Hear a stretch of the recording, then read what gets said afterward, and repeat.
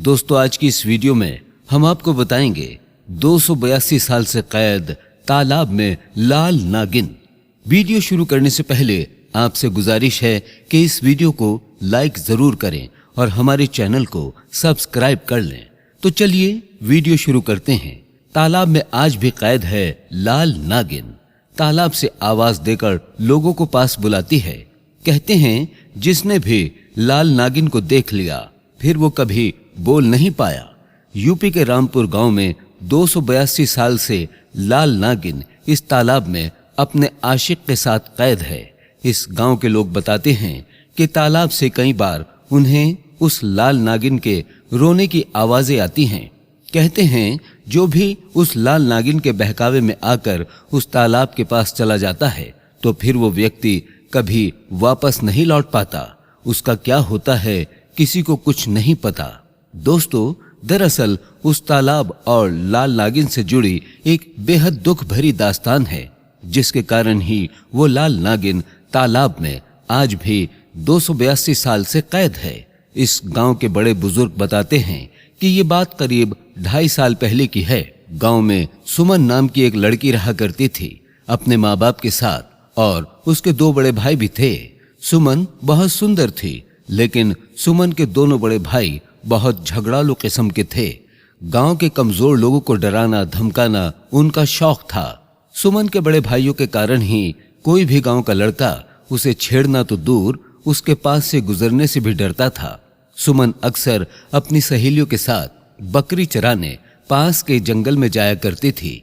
उसी जंगल में एक नाग रहा करता था। उसके पास बहुत शक्तियां थीं, जिसके दम पर वो नाग इंसान बन जाता था। एक दिन उस नाग ने जंगल में कुछ लड़कियों के हंसने की आवाज सुनी तो उसका ध्यान उन आवाजों की तरफ गया। जैसे ही नाग ने उन लड़कियों के बीच सुमन को देखा तो वो सुमन के चेहरे को देखकर उस पर फिदा हो गया।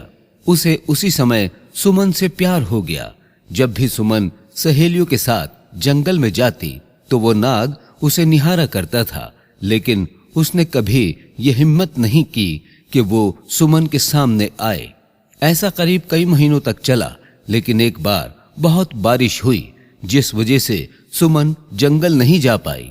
1 हफ्ते तक लगातार बारिश की वजह से वो नाग सुमन को देख नहीं पाया, जिस वजह से वो बहुत दुखी था। बहुत ज्यादा बारिश होने की वजह से वो नदी पानी से भर गई थी। जब बारिश रुकी तो सुमन फिर से अपनी सहेलियों के साथ जंगल की तरफ गई और इसी का वो नाग इंतजार कर रहा था। सुमन का चेहरा देखकर वो नाग खुशी से फूला नहीं समा रहा था। बारिश की वजह से जंगल के रास्ते में कई जगह पेड़ गिर गए थे। सुमन घूमते घूमते अपनी सहेलियों से थोड़ा दूर नदी के पास चली गई थी। तभी अचानक सुमन का पैर खराब रास्ते के कारण फिसल गया और वो खुद को संभाल नहीं पाई और नदी में जा गिरी। नदी का पानी इतना तेज था कि वो तेजी से पानी में डूबती जा रही थी। उसने अपनी सहेलियों को मदद के लिए आवाज भी लगाई, लेकिन वो काफी दूर थी। अब वो नदी के पानी में बहती जा रही थी। वो नाग सुमन को काफी दूर से देख रहा था। जब उसने सुमन को डूबते हुए देखा तो इंसान के रूप में उस नदी में कूद पड़ा और तेजी से तैरकर सुमन को उस नदी से बाहर निकाल लाया। सुमन बहुत डरी हुई थी और रो रही थी। उसने सुमन से कहा, डरो मत, अब तुम सेफ हो। सुमन ने जब उस लड़के को देखा तो उसका धन्यवाद किया और उसका नाम पूछा। उसने अपना नाम सोमनाथ बताया। सुमन बोली, सोमनाथ, अगर तुम न होते तो आज शायद मैं जिंदा न होती। मुझे समझ नहीं आ रहा है कि मैं कैसे तुम्हारा धन्यवाद करूं, कैसे तुम्हारा शुक्रिया अदा करूं। इस पर सोमनाथ बोला कि अगर तुम चाहो तो मैं तुम्हारा दोस्त बन सकता हूं। सुमन ने शर्माते हुए हाँ कर दी। अब तो वो रोज दिन के समय जंगल और गांव के बीच बने तालाब वाली जगह पर अकेले मिला करते थे। सुमन तालाब के पास पहुंचकर जब भी सोमनाथ का नाम लेती वो अचानक उसके सामने आ जाता। दोनों की दोस्ती धीरे धीरे एक नया रूप लेने लगी और सुमन को भी सोमनाथ से बेइंतहा प्यार हो गया। जब दोनों एक दूसरे के साथ होते तो समय कब बीत जाता पता ही नहीं लगता। लेकिन एक दिन गांव के किसी लड़के ने उन दोनों को एक साथ देख लिया और ये बात सुमन के भाइयों को बता दी, जिसे सुनकर दोनों भाई गुस्से से आग बबूला हो उठे और दोनों कुछ लड़कों के साथ उस तालाब की ओर चल दिए जहां सुमन और सोमनाथ थे। एक लड़के ने लाठी से जोरदार वार सोमनाथ के सर के पीछे से मारा तो वो उसी समय सोमनाथ जमीन पर गिर गया। सुमन ने जब अपने भाइयों को देखा और उसके प्यार सोमनाथ को जमीन पर पड़ा देखा तो वो रो पड़ी। अपने भाइयों को रोकने के लिए सुमन ने बहुत कोशिश की, लेकिन उसके भाई तो उस समय जल्लाद बन चुके थे।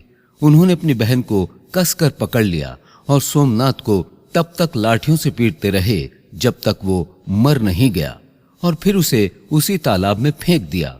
सुमन को वो पकड़कर घर ले आए और कमरे में बंद कर दिया, और करीब 1 हफ्ते के अंदर ही उसकी शादी पास के ही एक परिवार के लड़के से कर दी। शादी वाले दिन सुमन को जबरदस्ती तैयार किया गया, उसे लाल जोड़े से सजाया गया, लेकिन वो रो रही थी। तभी अचानक उसने देखा कि सभी शादी की तैयारियों में जुटे हुए हैं और अचानक से लोगों का ध्यान सुमन की ओर से हट गया। वो इसी मौके का तो इंतजार कर रही थी। उसने मकान के पीछे वाली खिड़की से किसी तरह कूदकर उस घर से भाग निकली और उसी तालाब पर जा पहुंची जहां वो सोमनाथ से मिला करती थी। तालाब के पास पहुंचकर उसने चाकू निकाला जो वो भागते वक्त घर से लाई थी। सुमन तालाब को निहारते हुए बस इतना बोली कि सोमनाथ, जीते जी तो हम एक दूसरे के नहीं हो सके, लेकिन शायद दूसरी दुनिया में हम एक हो जाएं। मैं तुम्हारे पास आ रही हूं। सुमन ने इतना कहते ही खुद को चाकू से मारा और उसी तालाब में डूबकर मर गई। अपने प्यार की खातिर सुमन ने भी अपनी जान उसी तालाब में दे दी। दोस्तों कहते हैं कि वो सुमन लाल जोड़े में सजी सुमन लाल नागिन बन गई और आज भी अपने आशिक नाग के साथ उसी तालाब में करीब 282 सालों से रह रही है। गांव वाले आज भी सुमन की और सोमनाथ की आवाजें जब भी उस तालाब से गुजरते हैं तो सुनते हैं। अगर आपको वीडियो पसंद आई हो तो वीडियो को लाइक जरूर करें। मिलते हैं एक और नई वीडियो के साथ।